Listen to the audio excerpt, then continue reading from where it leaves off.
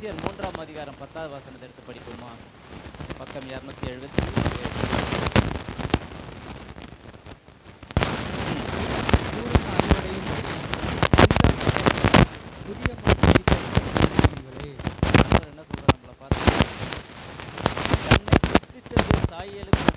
பூரண அறிவடையும்படி புதிதாக்கப்பட்ட புதிய மனுஷனை என்ன பண்ணிட்டு இருக்காங்க?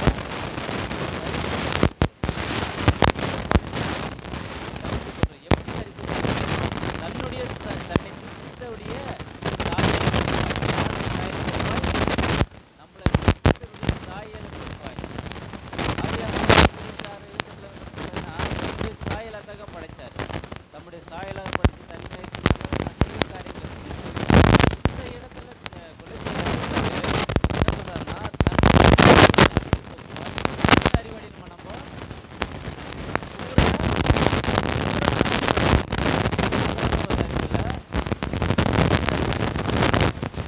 பூரண அறிவடையின்படி புதிதாக்கப்பட்ட புதிய மனுஷனை என்ன சொல்றாரு? தரித்து கொண்டிருக்கிறீங்களே. அப்ப நம்ம இருக்கிறோம், புதிய மனுஷனை தரித்து கொண்டவர்கள் நாம இருக்கிறோம். ஆனா அநேக காரியங்களில் வெளிப்படுத்தணும் சொல்லிட்டு 2ஆம் ஆதிகளை விட்டாய் என்று குறை உண்டு. அப்போ எந்த நிலையிலிருந்து நீ விழுந்த என்பது உனக்கு தான் தெரியும். உனக்கு எந்த சாந்த தேவன் கொடுத்திருக்கிறார் என்பது யாரு தெரியும்? உனக்கு தான் தெரியும். அந்த ஞானத்தை இழந்து மற்றவர்கள் உன்னை வேதனைப்படுத்தும்படியாக அப்பமானப்படுத்தும்படியாக அநேக காரியங்களை நீதான் உனக்கு வேத வாசனம் சொல்லுது. அப்போ உனக்கென்று ஒரு சாயலை தேவன் கொடுத்திருக்கிறார். எப்படி சாதித்தாரா? தன்னை சிருஷ்டித்தவருடைய சாயலுக்கு ஒப்பாய். சாயலுக்கு தன்னை சிருஷ்டித்தவருடைய நான் பார்த்து சொல்லுவாங்க, யாரு அப்பாவை பார்த்த மாதிரியா இருக்குதா? சிலர் வந்து சொல்லுவாங்க, ஏய் என்ன நேற்று குடிச்சிட்டு அங்கே நின்றுந்தா அப்படின்னுவாங்க. என்னது தண்ணி சாப்பிட்டா? என்னோட அண்ணன் நின்றுந்தாரு. மாதிரி தான் இருப்போம். இப்போ என்ன சொல்கிறாங்க என்ன பார்த்து? நேற்று சரக்கு சாப்பிட்டு இந்த ஒயின் ஷாப் நின்றுந்த அங்கே பேசியிருந்தேன். அப்போ யார் பேசியிருந்தா? என்னுடைய சாயலுக்கு ஒப்பான என்னோட அண்ணன் அங்கே என்ன பண்ணிடுறாரு? தண்ணி சாப்பிட்டு பேசியிருந்தனால என்ன பார்த்து என்ன சொல்கிறாங்க? நீ அந்த இடத்துல நின்றுந்த அப்படின்னு. ஆனால் என்னோடு கூட பழகினவர்களுக்கு நான் யார் என்பதை தெரிந்தவர்கள் என்னை பார்த்து என்ன சொல்ல மாட்டாங்க. அவருக்கும் எனக்கும் உள்ள வித்தியாசத்தை தெரிஞ்சதுனால என்னடா ஒன்றா நின்று அங்கே பண்ணியிருந்தான், டக்குன்னு பார்க்கும்போது நீ தான் அங்கே நின்று என்ன பண்ண ஒரு பயம் வந்துடுச்சு. அப்போ அந்த சாயல் அங்கே வெளிப்படுதா இல்லையா? அப்போ நம்ம பார்க்கும் பொழுது, நம்மளை பார்க்கும் பொழுது கிறிஸ்தவர்கள் என்று சொல்லத்தக்கதாக நாம எந்த நிலைமையில இருந்து விழுந்தோம் என்பதை அறிந்து கொள்ளாத பட்சத்தில், தெரிந்து கொள்ளாத பட்சத்தில் நம்முடைய விளக்கு தண்டவர் என்ன பண்ணுவாரு? அழித்து போடுவார். அப்போ அந்த சாயலுக்கு ஒப்பான ஒரு மகிமையை இழந்து போவதற்கு காரணம் யாரா இருக்கிறோம்?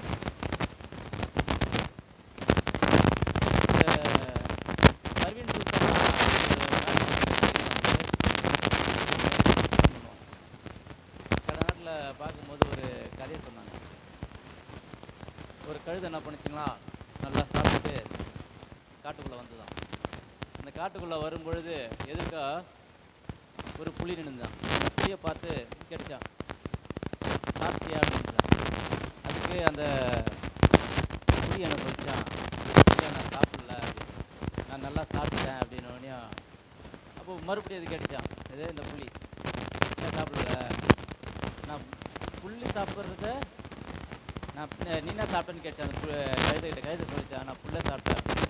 அதுக்கு அந்த புலி சொல்லிச்சான், புல்லு சாப்பிட்ற மிருகத்தை தான் நான் சாப்பிடுவேன்னுச்சான். அது சொன்ன உடனே அப்படின்னா சொல்லிட்டேன், சரி என்ன பில்லு, நான் சாப்பிட்ட பில்லுடைய கலர் உனக்கு தெரியுமா? பில்லுடைய கலர் என்ன சார்? ஆனால் அந்த திமிரு பிடிச்ச கழுதை சொல்லிச்சான், நான் ப்ளூ கலர் பில்லை சாப்பிட்டேன். இதுக்கும் வந்துச்சான், ப்ளூ கலரில் கிடையாது, கிரீனிஷ் தானே இருக்குது அப்படின்னு. மறுபடியும் என்ன பண்ணாலும் பேசினே இருக்கும்பொழுது போகிறான், சிங்கத்தை சொல்லிட்டான், நான் இதுமாரி ப்ளூ கலர் பிள்ளை சாப்பிட்டேன் புள்ளி சொல்லிட்டீங்கன்னா இது மாதிரிலாம் பேசிக்கிட்டு எதனா ஒன்று சொன்னுங்க இதுமாரி பேசுங்க. அப்போது சிங்கம் கூப்பிட்டான். கூப்பிட்டு எங்கே சாப்பிட்டேன்னா இந்த காட்டில் தான் சாப்பிட்டேன். நீ சாப்பிட்டது என்ன கலர் சாப்பிட்டேன்? ப்ளூ தான் சாப்பிட்டேன். சரி பார்த்தீங்கன்னா நீ போ அப்படின்னு போன்னு சொல்லிச்சான். உடனே சிங்கம் என்ன பண்ணிச்சான், ஒரு 5 மாதத்துக்கு நீ யாரையும் பேசாத, வாய் மூடி உனக்கு பனிஷ்மெண்ட் அப்படின்னு. தப்பு பண்ணது யாரு? கழுதை. ப்ளூ கலரில் கிடையாது, ஆனால் சாப்பிட்டு அது பச்சை கலரில் சாப்பிட்டு. என்ன சொல்லிச்சு அது? ப்ளூ கலரில் சாப்பிட்டுச்சு. அப்போ கழுதை போக சொல்லிட்டு பனிஷ்மெண்ட் யார் கொடுத்தது? புலிக்கு. ஏன் புலி கொடுத்துச்சு பனிஷ்மெண்ட்டுக்கு? என்னன்னா, ஒரு மேக்ஸ் போடுற உன்ன என்ன சொல்லுவாங்க, புலி மாரி போடுறான் ஐயா. மற்ற காரியத்தை செய்யும்போது என்ன சொல்கிறாங்க, ஒரு உயர்ந்த ஸ்தானத்தில் வச்சு இவன் நீ புலி மாரி இருக்கிறப்பா, செம்மப்பா அப்படின்னு சொல்லிட்டு ஒரு மகிமையான ஒரு காரியத்தை பேசுகிற ஒரு மிருகமாக உன்னை எல்லாருமே நினச்சிருக்கிறாங்க.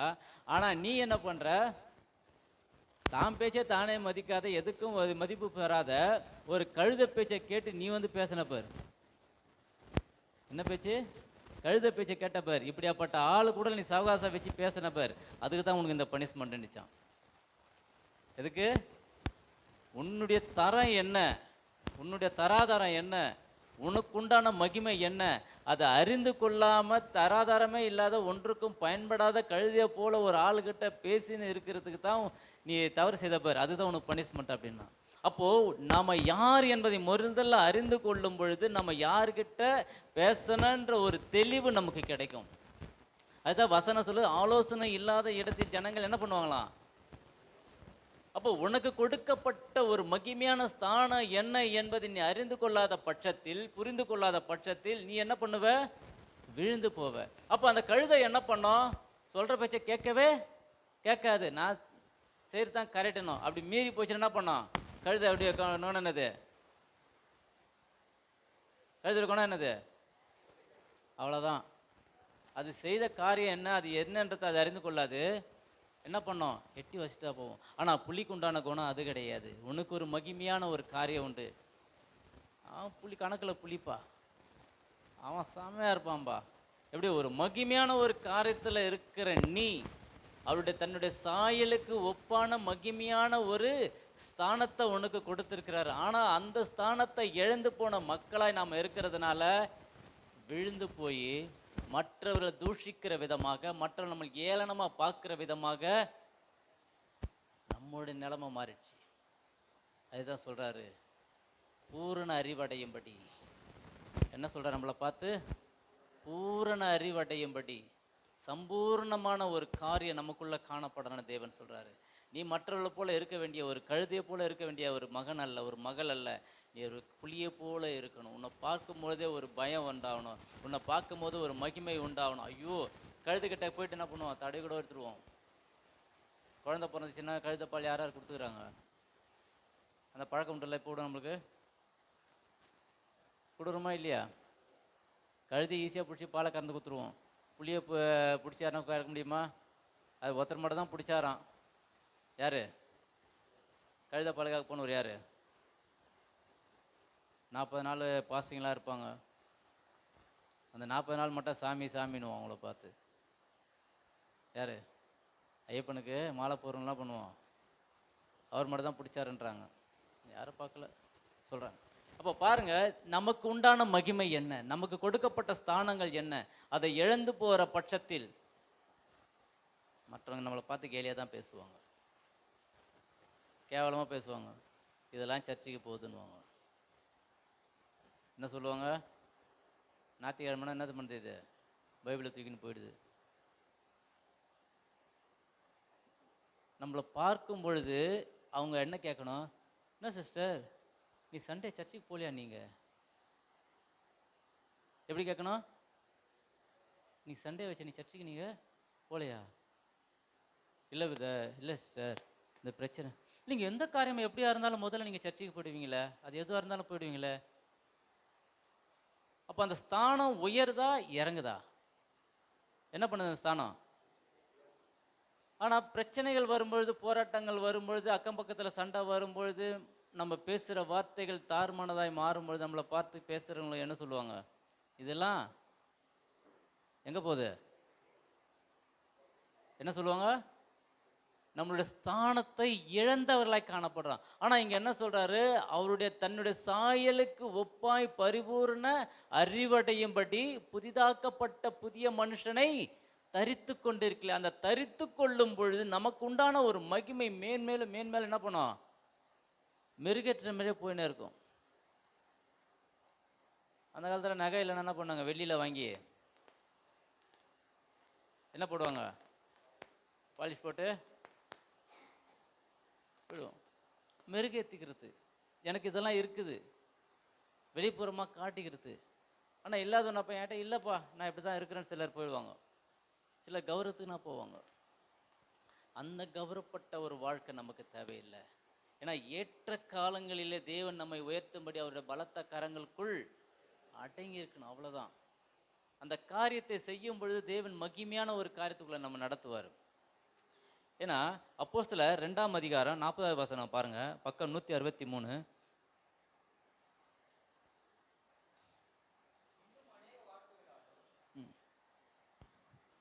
2:40. இன்னும் அநேக வார்த்தைகளாலும் சாட்சி கூறி மாறுபாடுள்ள இந்த சந்ததியை விட்டு விலகி உங்களை ரட்சித்துக் கொள்ளுங்கள் என்றும் புத்தி சொன்னான். என்ன சொல்றாரு, மாறுபாடு உள்ள இந்த சந்ததியை விட்டு விலகி. இந்த மாறுபாடு உள்ள சந்ததியை விட்டு நீங்க என்ன பண்ணணும், நீங்க விலக சொல்றாரு. இன்றைக்கு ஒரு பேச்சு நாளைக்கு ஒரு பேச்சு பேசுகிற ஒரு மனுஷன்கிட்ட உன்னுடைய வாழ்க்கையை, ஒரு நட்பை, ஒரு சந்தர்ப்பமான ஒரு சூழ்நிலை நீங்கள் உருவாக்கி வைத்து கொள்ளாத. அந்த மாறுபாடு உள்ள சந்ததியை விட்டு நீ என்ன பண்ணு, விலகு. உனக்குன்னு ஒரு ஸ்தானத்தை நான் கொடுத்து வச்சிருக்கேன். எந்த ஸ்தானத்தை? அவருடைய சாயலுக்கு ஒப்பான புதிதாக்கப்பட்ட புதிய மனுஷனை தரித்து கொள்ளும்படியான ஒரு மகிமையான காரியத்தை நான் உனக்கு கொடுத்துருக்கிறேன். அதனால் இந்த மாறுபாடு உள்ள சந்ததிக்கு இது பாரு, ஏற்ற நேரத்தில் உனக்கு காரியம் சொல்லுவாங்களே பச்சந்தி, அது போல் ஒரு பச்சந்தியாக இருக்கிற ஜனத்தோடு உன்னுடைய கூட்டணி வச்சுக்காத, ஒரு வச்சுக்காத, ஒரு தொடர்பை நீ வைத்து கொள்ளாத. மாறுபாடு உள்ள சந்ததி அல்ல, ஒரு சந்ததி நீ கிடையாது. ஆண்டவர் சொல்றாரு, அந்த மாறுபாடு உள்ள சந்ததியை விட்டு என்ன சொல்றாரு, விலகு, அப்புறம் உங்களை ரட்சித்துக் கொள்ளுங்கள் என்று புத்தி சொன்னான். அதுதான் வெளிப்படுத்தின சுவிசேஷம் 2ஆம் சொல்றது, சபைக்கு ஆவியான சொல்கிறதை அவ்வளவுதான் நீங்க கேட்டுக்குங்க.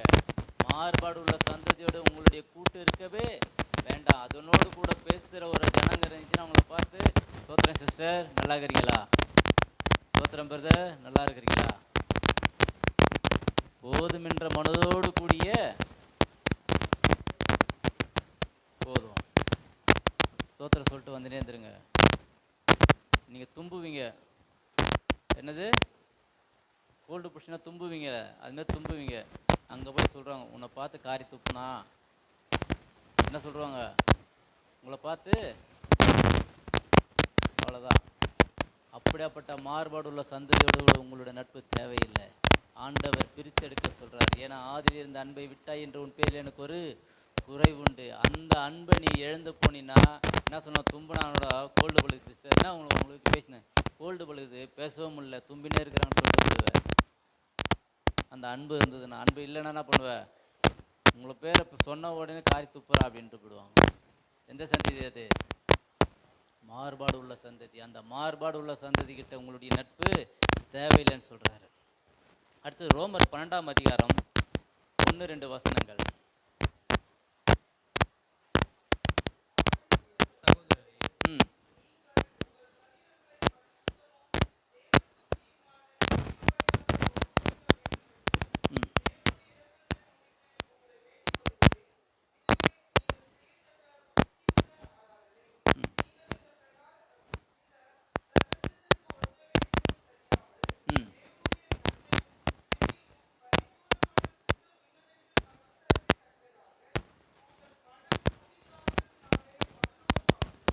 என்ன சொல்றார், நம்மள மறுரூபமாக சொல்றார் நம்மள. எதனால? நீங்கள் இந்த பிரபஞ்சத்திற்கு என்ன தரிக்க சொல்லணும்னு சொல்றாரு, ஒத்த வேஷம் தரிக்க வேணான்னு சொல்றாரு. நல்லதுன்னா நல்லது, சரினா சரி, கெட்டதுன்னா கெட்டது, உள்ளதை உள்ளபடியே சொல்றவெல்லாம் நம்ம காணப்படணும். இங்க சொல்றாரு, என்ன சொல்றாரு, நீங்கள் இப்பிரபஞ்சத்திற்கு ஒத்த வேஷம் தெரியாமல் தேவனுடைய நன்மையும் பிரியமும் பரிபூரணான சித்தமும் இன்னதென்று பகுத்தறியத்தக்கதாக உங்கள் மனம் புதிதாகிறதுனாலே மறுரூபமாகுங்கள். இதை சிலருக்கு சொன்னா கஷ்டமா இருக்கும். இப்பிரபஞ்சத்திற்கு ஒத்த வேஷம், இப்பிரபஞ்சத்திற்கு ஒத்த வேஷம் என்ன நடக்குது? ஒரு சிஎம் சில காரியத்தில் மாறுறாரு, ஒரு அமைச்சர் சில காரியத்தில் மாறுறாரு, ஒரு கவுன்சிலர் மாறுறாரு, ஒரு மேயர் மாறுறாரு. எல்லாமே என்ன பண்ணுறாங்க? தன்னுடைய சாயலுக்கு ஒப்பான ஒரு காரியத்தை செய்யாமல் தனக்கு உண்டான மகிமையான காரியத்திற்காக தன்னை என்ன பண்ணுறாங்க? ஒப்பு கொடுக்குறான். ஒரு சீஃப் மினிஸ்டர்னால் இப்படித்தான் இருக்கணும், அப்படித்தான் இருக்கணும். அவர் ஒரு மேயர் எப்படி இருக்கணுமோ அப்படித்தான் இருக்கணும். அதே போல் ஒரு ஊழியக்காரர் எப்படி இருக்கணுமோ அப்படித்தான் இருக்கணும். சபை விசுவாசிகள் எப்படி இருக்கணுமோ அப்படித்தான் இருக்கணும். அதற்கு ஒரு வரைமுறைகள் கொடுக்கப்பட்டிருக்கிறது. உலகத்தில் செய்கிறாங்க. ஒரு ஆடை எதற்கு? தன்னுடைய அங்கங்கள் தெரியாமல் இருக்கு போடுறது அந்த ஆடை.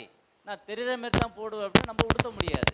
அதற்கு உண்டான பலன் என்னவோ அது உனக்கு தான் கிடைக்கும். ஏன்னா பூமிக்குரிய ஆசீர்வாதத்துக்கு தேவையானதை நீ தேடி போகிற அப்படின்னா பூமிக்கு உண்டான காரியம் உனக்கு வந்து சேரும். பரலோகத்துக்கு உண்டானது உனக்கு கிடைக்காது.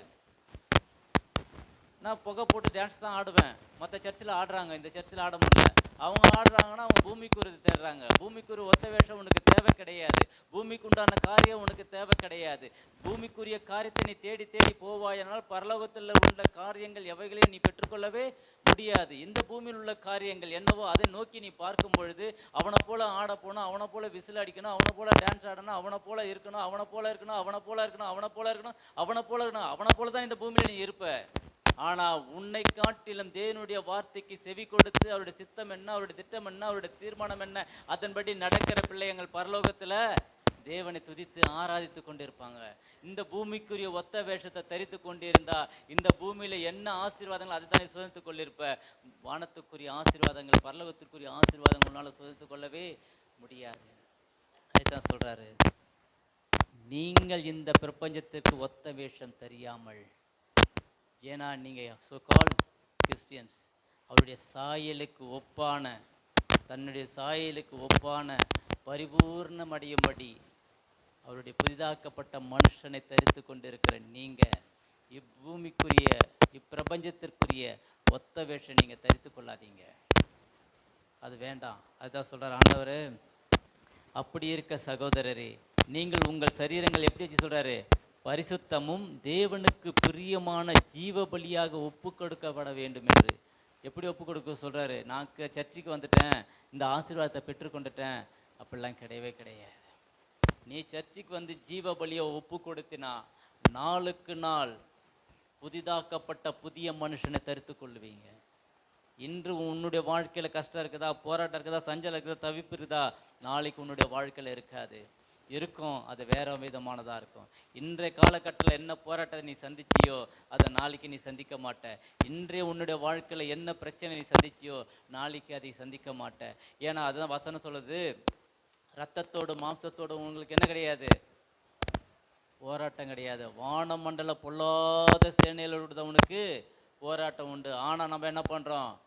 தங்களுடைய ரத்தத்தை கொண்டு தான், என் மாமியார் தான், என் கணவனார் தான், என் பிள்ளைங்க தான், என் உற்றார் உறவினர் தான், அவங்களோட கூட தான் என்ன பண்ணுறோம்?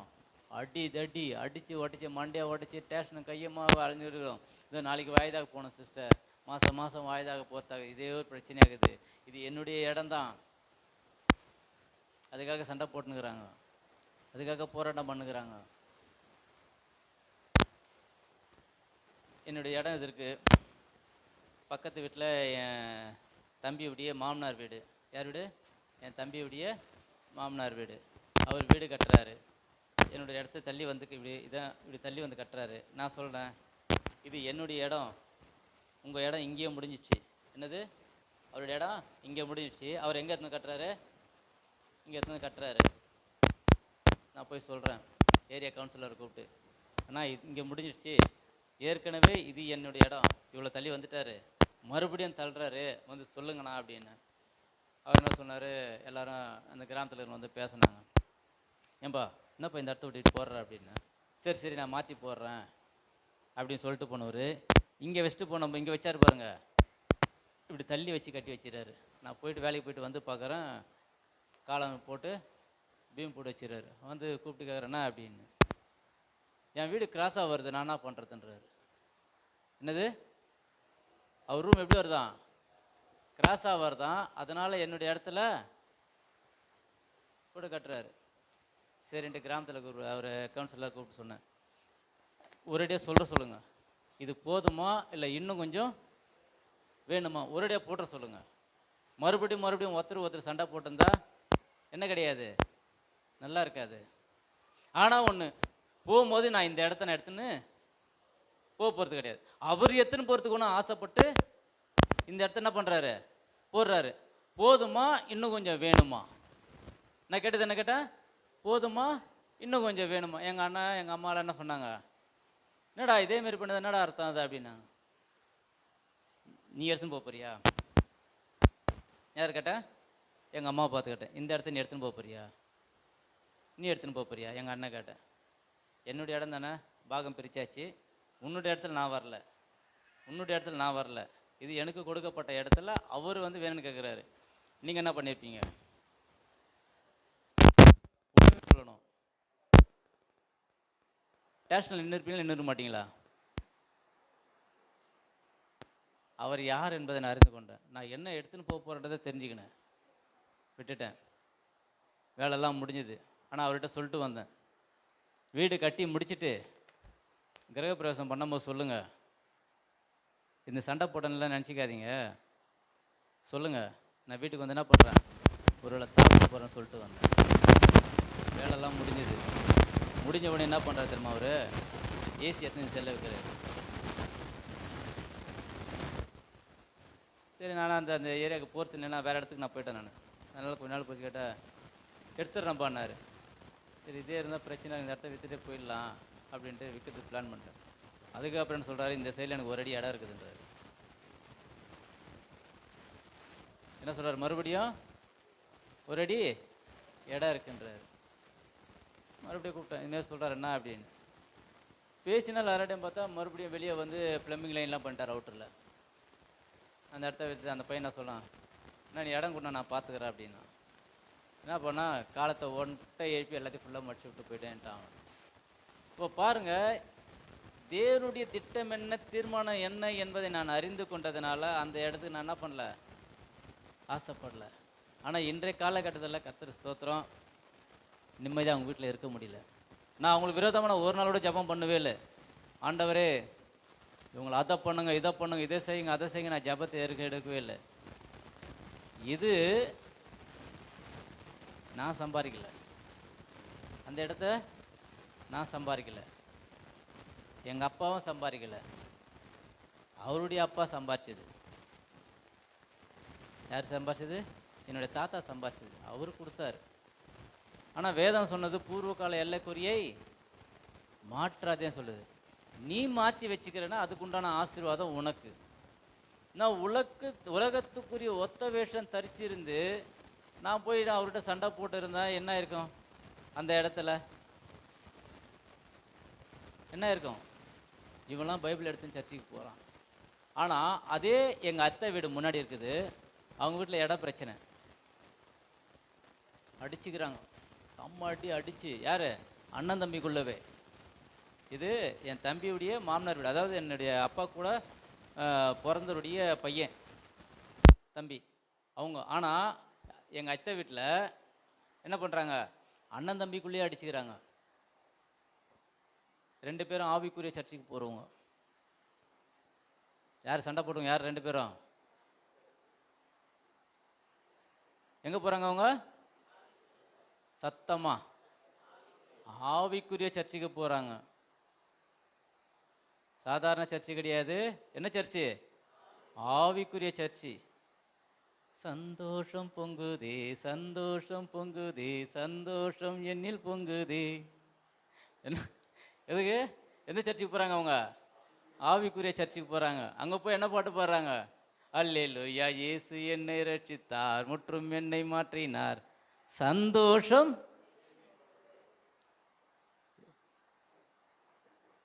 அப்போ தேவனுடைய திட்டம் அங்கே ஈரேடுதா? அது பக்கத்தில் யாரு? எங்கள் பெரியப்பா. அவர் பார்த்து சிரிக்கிறாரு. என்னன்னு சிரிக்கிறாரு? ஆவிக்குரிய சர்ச்சுக்கு போகிற 2 பேரும் என்ன பண்ணுறாங்க? சண்டை போட்டுறாங்க. அவர் வர்றாரு, ப்ரஷ் பண்ணே காலையில் ஏஞ்சி ப்ரஷ் பண்ணே பார்க்குறாரு அவங்கள, சண்டை போடுறாங்க. சண்டை போட முடிச்சு அங்கேயே வாயெல்லாம் குடிச்சுட்டு அவங்க பொண்டாட்டி மறுபடியும் என்ன தராங்க? டீ எடுத்துறாங்க. குடிச்சிட்டு பார்த்துங்கிறாரு. என்னென்ன எது சொல்ல வரேன்? இது இவ்வளோ நேரம் நடக்குது. ஆனால் தேவனுக்குள்ளே இருந்திருந்துன்னா, ஏய் இந்த இடம் தான் நீ தான் எடுத்துன்னு போடான்னு சொல்லிடலாம். ஆனால் காலையில் தூங்கி வச்சு பல்லு தேய்க்கிறாரு, வாய் கொப்பளிறாரு, அங்கே டீ சாப்பிட்றாரு, அங்கே டிஃபன் சாப்பிட்றாரு. அப்படின்னா இவ்வளோ நேரம் தொடர்ந்து அந்த இடத்துல என்ன நடக்குது? ஆவிக்குரிய போராட்டம் அங்கே நடந்துன்னு இருக்குது. யாரா இருக்கு? ஆவிக்குரிய சபைக்கு போகிறவங்களுடைய அண்ணன் தம்பிக்குள்ள இட பிரச்சனை போயினுக்குது. ஆனால் என்னுடைய வாழ்க்கையில் என்ன, இந்த இடம் போதுமா, இன்னும் கொஞ்சம் வேணுமா, கொடுத்துட்டு போயினாரு. நீ இதை எடுத்துகிட்டு போக போகிறதில்ல. அப்போ தேவனுடைய திட்டம் என்ன, தீர்மானம் என்ன என்பதை நீ அறிந்து கொண்டதுன்னா, இதெல்லாம் மண்ணு ஒன்றத்துக்கும் உதவாதுன்ற ஒரு சிந்தனை உனக்கு இருந்துச்சுன்னா தேவையான தூக்கி போட்டு போயிருப்ப. ஆனால் அந்த இடத்துக்கு ஒரு சண்டை போட்டுன்னு இருந்துன்னா சமாதானமே இருக்காது. நீ மற்றவங்க போய் சுவிசேஷத்தை சொல்லவும் முடியாது. இயேசு என்னை ரட்சித்தார், முற்றும் என்னை மாட்டேன்னு எப்படி போய் சொல்லுவோம்? முதல்ல நீ உள்ள ஒழுங்காரு. நீ இல்லாத பட்சத்தில் மற்றவங்களை விட நீ சுவிசேஷத்தை நீ சொல்ல முடியும். அதுதான் சொல்கிறாரு, தன்னுடைய சாயலுக்கு ஒப்பான பரிபூர்ண அறிவடையும்படி புதிதாக்கப்பட்ட மனுஷனை தரித்து கொண்டிருந்த. அந்த தரித்து கொண்டிருந்தனா உன்னுடைய வாழ்க்கையில் பிரச்சனைகள் வரும்பொழுது, போராட்டங்கள் வரும்போது, எந்த சூழ்நிலை எப்படி வரன்னு தெரியாது. அண்ணன் மூலம் வருதா, தம்பி மூலியம் வருதா, அத்தை மூலியம் வருதா, மாமா மூலியம் வருதா, சித்தப்பா மூலியமாக வருதா, பெரியப்பா மூலியமாக வருதா, யார் மூலியமாக வந்தாலும் சரி, கிறிஸ்துனுடைய அன்பை தெரிந்து கொண்டிருந்தினா என்ன பண்ணுவ? நீ குப்பை தூக்கி போட்டு போயினே இருப்ப. ஆனால் இதே அந்த தெருவில் நான் போகும்போது எனக்குன்னு ஒரு மகிமையை தேவன் வைத்திருக்கிறாரு. காரணம் என்ன? தேவன் யார் என்பதை முதல்ல அறிந்து கொள்ளணும். அவருடைய சாயல் என்ன, அவருடைய ரூபம் என்ன, எந்த சாயல் என்ன படைக்கப்பட்டிருக்கிறார் என்பதை குறித்து அறிந்து கொண்டினா உனக்கு உண்டான மகிமை உனக்கு வந்து சேரும். இல்லைன்னா உன்னால் ஒன்றுமே பண்ண முடியாது. உலகத்தில் 1000 நடக்கலாம், பயங்கரமாக ட்ரெஸ் போடலாம், விசில் அடிக்கலாம், டான்ஸ் ஆடலாம், அநேக காரியங்கள் உலகத்தில் இருக்கலாம். 10 கோடியில் வீடு கட்டலாம், 5 கோடியில் வீடு கட்டலாம், பங்களாவை கட்டலாம், நல்ல எல்இடி பெரிய டிவி வைக்கலாம், ஹோம் தேட்டர் வீட்டில் வச்சுக்கலாம், பெரிய பைக் வச்சுக்கலாம், கார் வச்சுக்கலாம், உலகத்தில் உண்டான எல்லா ஆசீர்வாதங்களையும் வைத்து கொள்ளலாம். நீ மரித்தினா உன்னுடைய ஆத்மா எங்கே போவோம்? பரலோகத்தில் 2 தான், தேவனை அறிந்து கொண்டவர்கள், தேவனை அறிந்து கொள்ளாதவர்கள். போய் நின்னா சொல்லுவார், அக்கிரமக்காரரே, என்ன சொல்லுவார்? நீதியின் கிரீடம் வைக்கப்பட்டு வாசல் தோரணம் உள்ள போகும். அந்த சாயல் என்ன என்பதை நீ அறிந்து கொள்ளணும். அந்த சாயல் நீ அறிந்து கொண்டினா ஜீவகிரீடத்தை வச்சு உள்ளே வரவேற்பாங்க தேவதூதர்கள். இல்லைன்னா ஆண்டவர் சொல்லுவார், நீ யாரு? அப்போ உன்னுடைய சாயல் என்ன? உலகத்துக்கு ஒத்த வேஷம் தரிக்காம நீ இருக்கும் பொழுது உனக்கு உண்டான ஆசீர்வாதத்தை தேவன் தருவார். அவர் மேன்மைப்படுத்த நினைச்சிட்டாருன்னா ஒருவர் அதை பூட்டவே முடியாது. அவருடைய திட்டம் என்ன, அவருடைய தீர்மானம் என்ன, அதன்படி நீ நடக்க ஆரம்பிச்சுன்னா உன்னுடைய வாழ்க்கையில் போராட்டம் இருக்காது, சஞ்சலம் இருக்காது, தவிப்புகள் இருக்காது. ஆனால் அதே ஆண்டவர் சொல்கிறாரு, மாம்சத்தோடு ரத்தத்தோடு உனக்கு என்ன கிடையாது, வான மண்டலத்தில் உள்ள கொல்லாத ஆவிகளோடு கூட தான் உனக்கு போராட்டம் உண்டு. ஆனால் நமக்கு எங்கே இருக்குது போராட்டம்? பக்கத்து வீட்டுக்காரங்களோட, எதிர் வீட்டுக்காரனாடையும், அக்கம் பக்கத்தில் வேலை செய்கிறவங்களாடையும், இது கம்பெனியில் வேலை செய்கிறவங்களாடையும் அநேகர் தான் போராட்டத்தை வச்சுன்னுக்கிறோம். அப்போ எப்படி நீ மற்றவங்களை ரட்சிப்பு எடுத்துன்னு வருவ? நீ எப்படி ரட்சிக்குள்ளே இருப்ப? நாளுக்கு நாள் புதிதாக்கப்பட்ட புதிய மனுஷனை தரித்து கொள்ளுங்கன்னு சொல்கிறார். அந்த நாளுக்கு நாள் தரித்து கொண்டு இருக்கிறோமா? நம்மளோட வாழ்க்கையில் இருக்குதா? சொல்ல முடியுமா? நம்மளை என்னையே சேர்த்தா சொல்கிறேன், நான் சொல்ல முடியுமா? காரணம் என்ன? ஏதோ ஒரு காரியத்தில் மனம் திரும்பாத பட்சத்தில், நம்ம செய்கிற காரியங்களை நம்ம நினைத்து பார்க்காத பட்சத்தில், அதுதான் சொல்கிறார் ஆண்டவர் வெளிப்படுத்தின சுவிசேஷம் 2 ஆதியில் இருந்த அன்பை விட்டாய் என்று உன் பேரில் எனக்கு ஒரு உரை உண்டு. ஒரு வேலைக்கார ஒருத்தர் இருந்தானா, புதுசாக ரட்சிக்கப்பட்டவன். உடனே அவங்க சார் சொன்னாராம், ஒரு அர்ஜென்ட்டு வேலைப்பா, வா நம்ம கண்டிப்பாக போனேன், இந்த ஒரு வாரம் மட்டும் நீ என்ன பண்ணு, சர்ச்சுக்கு போவாத, நீ வந்து அந்த வேலையை முடிச்சு கொடுத்துட்டு வந்துடலாம் அப்படின்னு ரொம்ப வற்புறுத்தி கேட்டதுனால என்ன பண்ணுறான் அவன், சரி வாங்க போகலாம். ஆனால் அவனால் என்ன பண்ண முடியல, சர்ச்சுக்கு போகாமல் இருக்க முடியல. சர்ச்சுக்கு போகணும், அவனுடைய வேலை ஸ்தலத்தில் போயிட்டான். வேலை செய்ய ஆரம்பிச்சுன்னு எதாவது வேலை செய்யும் போது திடீர்னு பார்த்தீங்கன்னா ஒரு கிராஸ் ஒன்று தெரியுது தூரத்தில், சத்தம் கேட்குது. போய் கேட்குறான், ஐயா ஒரு 1/2 hour, என்னது ஒரு 1/2 hour அந்த சர்ச்சுக்கு போயிட்டு வந்துடுறேன். அவர் என்ன பண்ணாடா, நம்மளுக்கு பேச்சை கேட்டே அவன் என்ன பண்ணான், ஊரில் சர்ச்சுக்கு போகாமல் வந்துட்டான். சரி போ அப்படின்னு, ட்ரெஸ்ஸை மாற்றின்னு போடா. வாண்ணா நான் இப்படியே போயிடுறேன் அப்படி என்ன பண்ணுறான், உள்ளே போய் உக்காடுறான். உள்ளே போய் உக்காந்தோன்னே எல்லாரும் பார்க்குறாங்க. ஆராதனை நடந்துனே இருக்குது. திடீர்னு ஒரு சலசலப்பு, ஒரு மாதிரி பேச்சுகள்லாம் மாறுது. என்னன்னு யோசிக்கிறாங்க. அப்போ சபையிலேருந்து ஒருத்தர் வராரு. அந்த பையன் மேலே தோல் மேலே கையை போடுறாரு. பாப்பா அப்படின்னு. என்னங்க அப்படின்னு. இல்லை இது வந்து கொஞ்சம் காஸ்ட்லியான விஐபியும் வர சர்ச்சு, நீ அழுக்கான ட்ரெஸ்ஸை போட்டுன்னு உள்ளே உக்காந்துக்கிற, உன் பக்கத்தில் யாருமே அந்த சீட்டை வந்து உட்கார மாட்டுறாங்க, ப்ளீஸ். அது பக்கத்தில் ஒரு சர்ச்சு ஒன்று இருக்குது. என்ன சர்ச்சு? உங்களுக்கு ஏற்ற ஒரு சர்ச் இருக்குது, நீங்கள் என்ன பண்ணுங்கள் அங்கே போயிடுங்க அப்படின்னா. அப்போது அந்த மகனுடைய சிந்தனை செயல்பாடுகள் எப்படி இருக்கு யோசித்து பாருங்க. தேவன் அப்படி பார்க்குறவரா? அவர் என்ன பார்க்குறாரு? உள்ளந்தெரியங்களை ஆராய்ந்து அறிகிற தேவனாக இருக்கிறார். நம்மளும் என்ன பண்ணுறோம்? முகத்தை பார்க்குறோம். அவன் மனசு வேதனைப்பட்டு வெளியே வந்து நிற்கிறான். என்னாண்டவரே. அப்போ தாடி வச்சுன்னு ஒருத்தர் அழுகுறாராம் பக்கத்தில். என்ன அப்படின்னா அவங்களே, நீங்கள் ஏன் அழுகுறீங்க?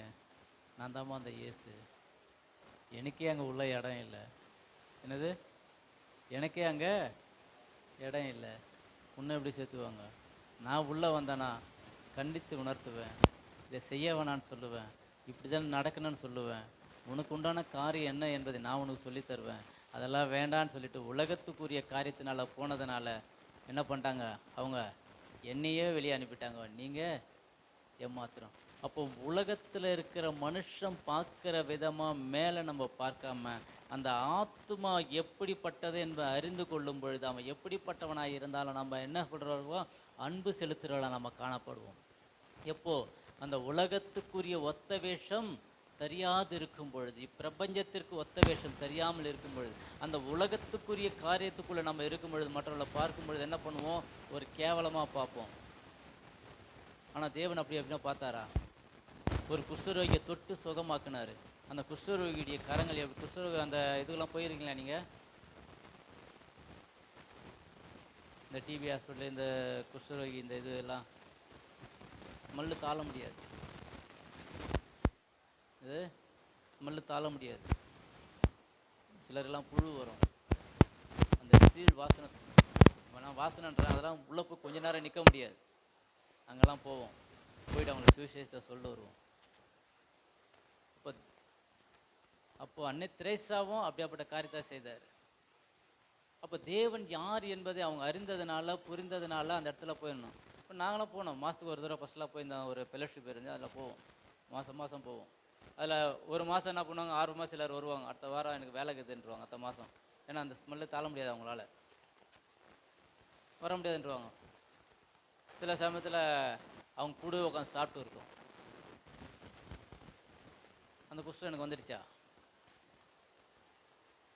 ஆனால் அந்த இடத்துல தேவன் யார் என்பதை வெளிப்படுத்தி அந்த குஷ்டரோகிகளை நிறைய பேர் ரட்சிக்கப்பட்டிருக்காங்க. இன்றைய காலகட்டத்தில் அந்த குஷ்டரோகி இருக்கிற இடத்துலையே ஒரு சபை நிறுவப்பட்டு அவங்களுக்கு பேப்டிசம் கொடுத்து இங்கே ஆராதனை நடந்துன்னு இருக்குது ஞாயிற்றுக்கிழமை. அப்போ அப்படியாப்பட்டவங்களுக்கு நம்ம சுவிசேஷம் சொல்லாத பட்சத்தில் எப்படி அவங்களுக்கு சுவிசேஷம் கேட்டிருப்போம்? அந்த ஆத்மாக்கள் எப்படி ரட்சிப்புக்குள்ளே வந்திருக்கிறோம்? நான் உலகத்துக்குரிய ஒத்த வேஷம் தரித்திருந்தால், நான் ஃபேன் ஷர்ட் போட்டு நல்லா என் பண்ணிட்டு இருக்கிறேன், நான் இவங்களோட கூட பேச மாட்டேன், அப்படி நான் இருந்தேன்னா தேவனுடைய அன்பு அங்கே வெளிப்பட்டிருக்குமா? அப்போ தேவனே வெளியே நின்று கண் கலங்கி நிற்கிறாரு. அப்போ நம்மளுடைய சபையில் அப்படியாப்பட்ட காரியங்கள் இருக்குதை நம்ம சிந்தித்து பார்க்கணும். இந்த உலகத்திற்குரிய ஒத்த வேஷம் நம்ம தரித்து கொள்ளவே கூடாது. நம்ம யார் என்பதை முதல்ல அறிந்து கொள்ளணும். சோகால் கிறிஸ்டியன்ஸ், நம்ம கிறிஸ்துவர்னு சொல்லிடலாம், ஆனால் அந்த கிறிஸ்துவன்னு சொல்கிற அளவுக்கு நமக்குள்ள தகுதி இருக்குதா? நமக்குள்ள அந்த திறமை இருக்குதா? சொல்ல முடியுமா? ஆண்டவர் சொல்ல, ஆளுதில் இருந்த அன்பை விட்டா என்று உன் பேரில் எனக்கு ஒரு உரை உண்டு. நீங்கள் ஆண்டவர் சொல்கிறார், மனம் திரும்பு. நீ மனம் திரும்பி தேவனிடத்தில் கேட்கும் பொழுது நீ செய்த பாவங்கள், அக்கிரமங்கள், பொல்லாப்புகள், மீறுதல் எவைகள் இருந்தாலும் இன்னைக்கு மன்னிக்கப்படும். தேவன் யார் என்பது முதல்ல அறிந்து கொள்ளாத பட்சத்தில், உனக்கு கொடுக்கப்பட்ட ஆசீர்வாதம் என்ன என்பதை நீ தெரிந்து கொள்ளாத பட்சத்தில் நீ எதுவுமே சுதந்தித்து கொள்ள முடியாது. நீ ஆரம்பத்தில் சர்ச்சைக்குள்ளே என்ன பிரச்சனையோட வந்தீங்க, இன்னி வரைக்கும் அந்த பிரச்சனை தான் சொல்லிட்டு இருப்ப. வேறு பிரச்சனையும் உனக்கு இருக்கவே இருக்காது. எந்த நேரம் சொல்லலாம், என் கணவனார் குடிக்கிறாரு, என் பிள்ளைங்க சரியில்லை, எதிர் வீட்டில் சண்டை, பக்கத்து வீட்டில் சண்டை, எனக்கு உடம்பு வலி, கால் வலி, கை வலி, தலைவலி, இதை தான் சொல்லிட்டு இருக்கலாம். ஆனால் தேவன் யார் என்பதை நீ அறிந்து கொண்டினா, புரிந்து கொண்டினா, இந்த உலகத்திற்குரிய ஒத்த வேஷம் தரிக்காமல் தேவன் யார் என்பதை மாத்திரம் அறிந்து கொண்டு அவரை மாத்திரம் நோக்கி பார்க்க ஆரம்பிச்சினா, நாளுக்கு நாள் தாவீது எப்படி விரித்தடைந்தானோ அதே போல் நீ விரித்து அடைந்து கொண்டு போயினே இருப்ப.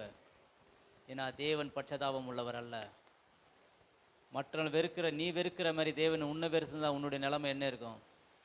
என்ன வெறுத்து இருந்தார்னா இன்னொரு என்னுடைய கல்லறையில் புல்லு முளைச்சிருக்கும். தேவன் அனாதி தீர்மானத்தின்படி அழைக்கப்பட்டதுனால தான் இன்னைக்கு உங்களோடு கூட நான் பேசுகிறேன்.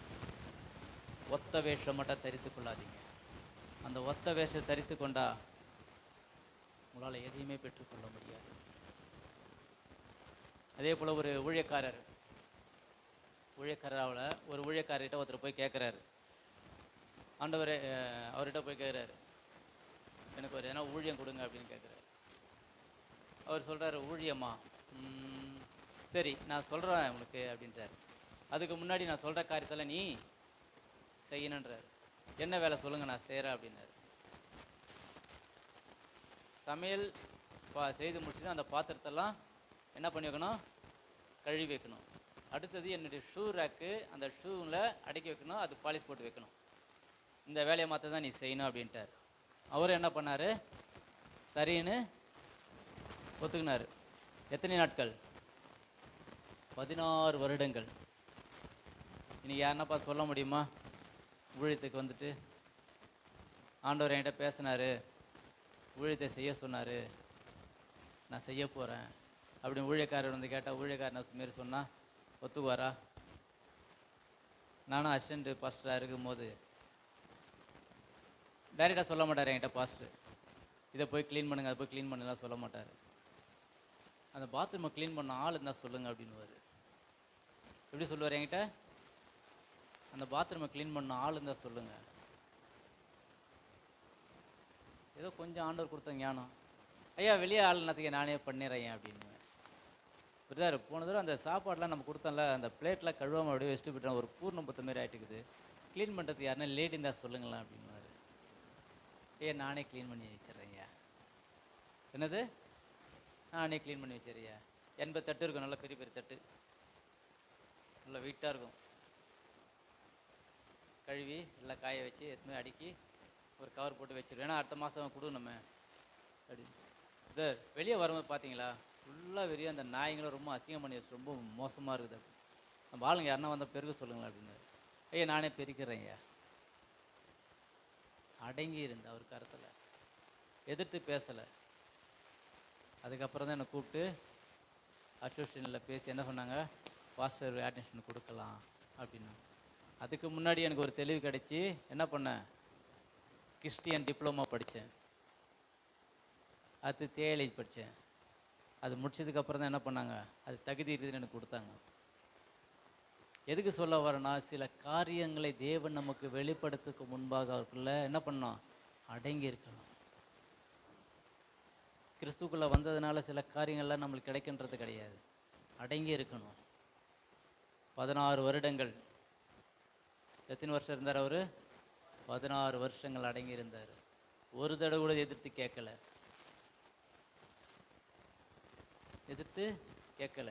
ஏன் இது சொல்கிறேன்னா, உலகத்துக்கு ஒத்த வேஷம் தெரியாமல் சிலருக்கு சீக்கிரத்தில் கொடுத்துருவார் ஊழியத்தை, சிலருக்கு சீக்கிரத்தில் கொடுத்துருவார் ஆசீர்வாதத்தை, சிலருக்கு விடுதலையை சீக்கிரத்தில் கொடுத்துருவார். அந்த ஒரு காரணத்துக்காக சொல்கிறேன். இப்போ 16 வருஷம் காத்துனுக்கிறார், ஒரு தடவை கூட கேட்கல, ஆண்டவர் என்னையே அப்படி வச்சுருக்கிறீங்க, 16 வருஷமாக நான் இப்படி இருக்கிறேன்னு அப்படின்னு கேட்கவே இல்லை. ஏற்ற காலத்தில் தேவன் என்னை உயர்த்துவார், ஏற்ற காலத்தில் தேவன் என்னை உயர்த்துவார், ஏற்ற காலத்தில் தேவன் என்னை உயர்த்துவார். அந்த ஒரு சிந்தனை மாத்திரம் அவர் வைத்துக்கொண்டே அவர் என்ன பண்ணார், 16 வருஷம் இருந்தார். அந்த 16வது வருஷத்தில் அந்த ஊழியக்காரர் பயங்கரமான ஒரு மீட்டிங் நடத்துகிறவர், கன்வென்ஷன் நடத்துகிறவர். 4 பேர் புக் பண்ணியிருந்தார். முதல் நாள் பேச வேண்டியவர் வரல, இன்னும் வெயிட் பண்ணிகிட்டே இருக்கார். டைம் ஆகிட்டே இருக்குது, நேரம் வந்துடுச்சு, பேச வேண்டிய ஒரு பெரிய ஊழியக்காரர் வரல.